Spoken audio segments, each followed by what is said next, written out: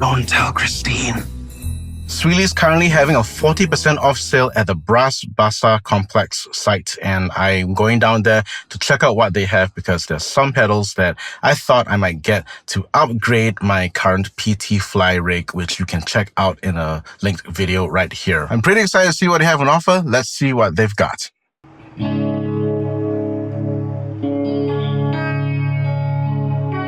Fun fact, I used to come here almost every single day back when I was a kid.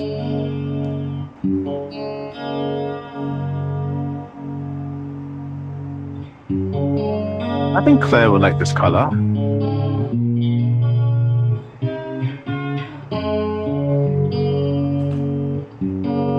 I'll get some of these because I need to split. Hi, which cartoon is this? Is this the expression one or the wow one? Oh, can I see? Yeah. So press all three. Okay, 189, but with 40%. Right? Yes. Nice. Special between it out. Wow, shiny.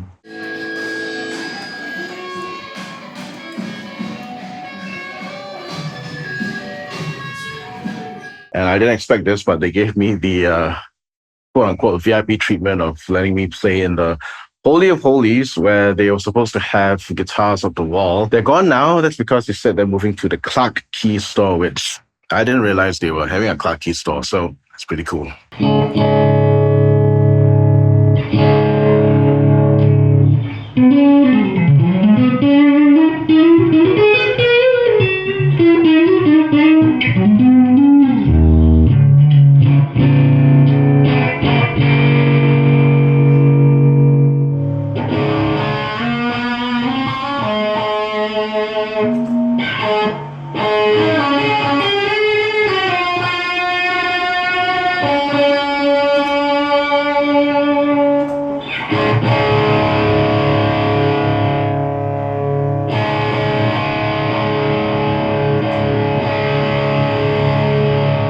By the way, it's really started to charge for plastic bags, so please remember to bring your own bags if you want to go pedal shopping. Otherwise, you got to do the walk of shame like me and show everybody what pedals you bought.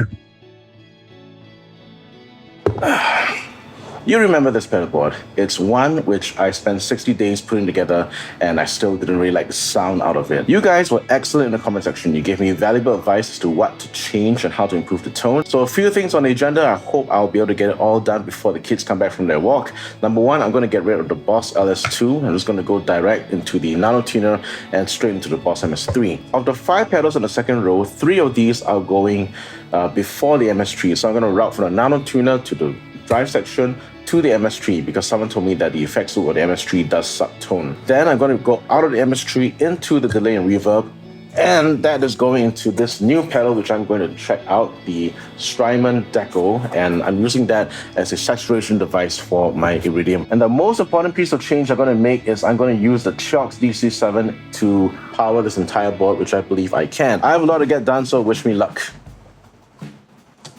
Okay, first let's remove all the daisy chains.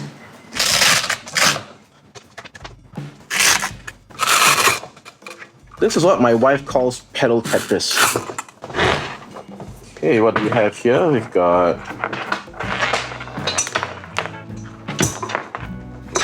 pull things off the board.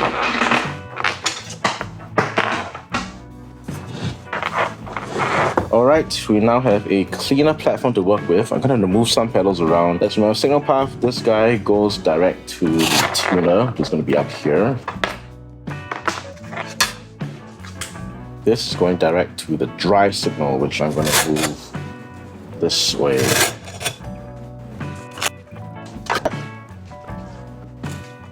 Now this has to go here, so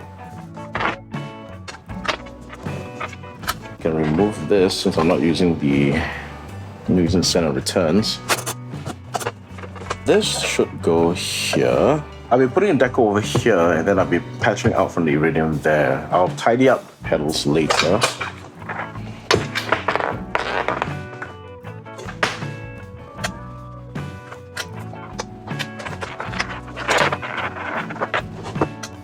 Augustine and CK from TY Music made me these TRS-Y cables that will be able to stereo input into the Strymon stuff. Unfortunately, I don't think the plugs are small enough such I can put them side by side. Yeah, I can't. So these will have to go on another pedal board, I guess. Always good to have these kind of cables around. So always have a plan B in mind, guys. Just so that you know for sure you can get things done. I wish I didn't have to change brands when using cables. So Rockstock pedals, if you be so kind, maybe next time this was a side project for you guys. Does it fit? Does it fit? Does it fit? Does it fit? Yes, it fits. Oh, yikes. This is huge. Okay, so this goes to the Strymon Deco. From Deco, that will go into the Iridium up there. So I'm gonna have to patch. Okay, so that should go to the output left-right small patch cable. Okay, that's slightly crossed, but never mind. Fine. Left in, left out. Time to get the Deco out.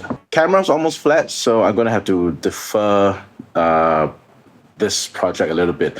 But suffice to say, because there's no battery, I'm just gonna quickly put some Velcro on the Strymon Deco. I'll be running mono into the Deco stereo out to the Iridium stereo out to the GI Steve. So actually, only this side of the board is stereo.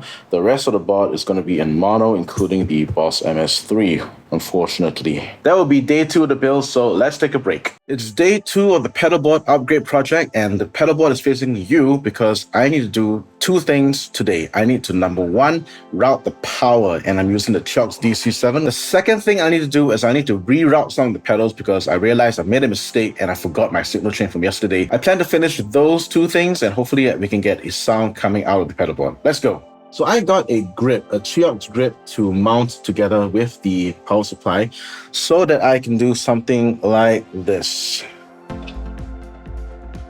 It's gonna stay there, I hope so. I need these 2 screws, which I can mount here. This screw isn't sunk in, and so it protrudes out of the pedal board. I'm not sure that's supposed to happen. Okay, so I'm going to trust the manual, and I'm just going to go with the supposed screws that's supposed to work. Do you see that? That's weird to me. The screws are protruding out of the surface of the pedal board. That to me isn't great design. I think that might snag onto a bag or something. Now that that is sorted, I better get going. Okay, so as far as this board is concerned, I don't need any of the special cables. So these are like polarity reversals and kind of thing. I just need the black stuff, which is all here. So let's count the number of pedals I need to power up. 1, 2, 3, 4, 5, 6, 7, 8, 9, 10, 11. 11 pedals. Let's count again. 1, 2, 3, 4, 5, 6, 7, 8, 9, 10, 11. 11 with 8 outputs. CIOKS has this triple daisy chain thing, which works for low-powered devices. And by low power, I mean like overdrives, compressors, and what have you. 3-way daisy chain for low-powered effects. I think I might do that for 1, 2, 3. 1, 2, 3, 4, 5, 6, 7, 8, 9. 9 outlets. I need 9 outlets. Unless I don't use headphones for this guy. Oh wait, I found a 2-way daisy chain. Alright, so that solves some things. Let's count this again. 1, 2, 3, 4, 5, 6, 7, 8. Yeah, okay. Alright. That works. Let's get cracking, guys.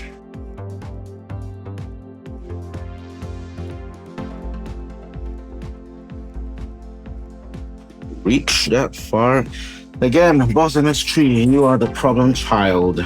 So I can do it. Can I do it? Is it long enough? Okay. Yes, it's long enough. Yes. All right. I've attached all the power on this. Item number 2 on the agenda is that I need to reroute some of this because I realized that if I have the dry section outside of MS3, what's going to happen is that when I use a wah pedal, the wah is going to be in front of the dry section, which I don't want. I want a wah before these guys. And in order to do that, I need to put these guys in the loop. Tuner goes into the input of the MS3. It's a bit tight, but I think it can handle the strain. Not ideal, but I don't have a choice.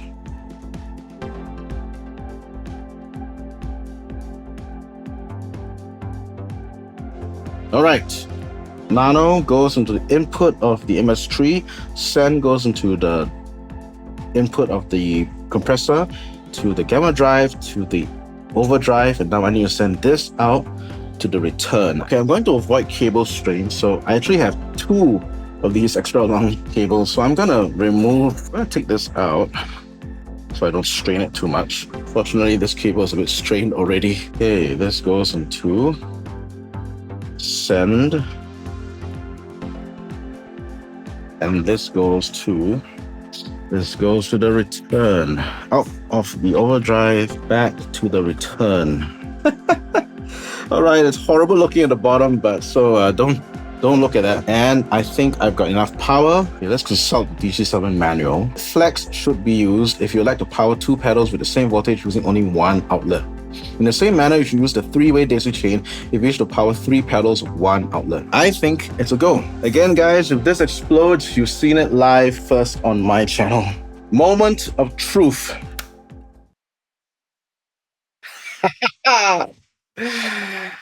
All right, this is pretty exciting. We have power. I'm doing a touch test by brushing my fingers against metal surfaces just to check if there's any, ground issues with the power supply. With the one spot, I had this kind of thing where if I stroked the pedal too much, I can get a little bit of a zap. So that wasn't going to be safe. And that's the primary reason why I switched to a dedicated isolated power supply. There were just too many high-powered pedals and I didn't want to risk getting electrocuted. Now that there are no electrical issues, let's plug in and hear some tones.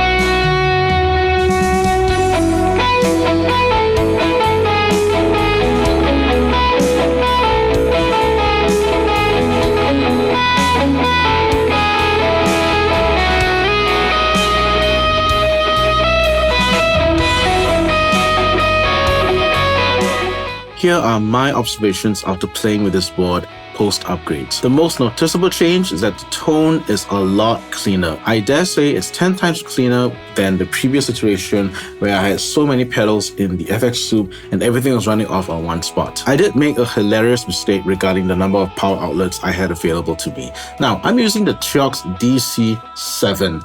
What does the 7 mean in DC-7? It means there are 7 outlets. I counted 8. The reason why the board could power up as it did was because I did not wire up the GI Steve with power. If you want to use the GI Steve's headphone output, you need power to it. Otherwise, it functions like a passive stereo line isolator. Again, a big thank you to everybody who contributed the valuable tips in the comment section. You guys rock. If you've enjoyed this video and found value in it, do hit that like, subscribe, bell icon, as well as check out my previous videos where I built other pedal boards. See you there.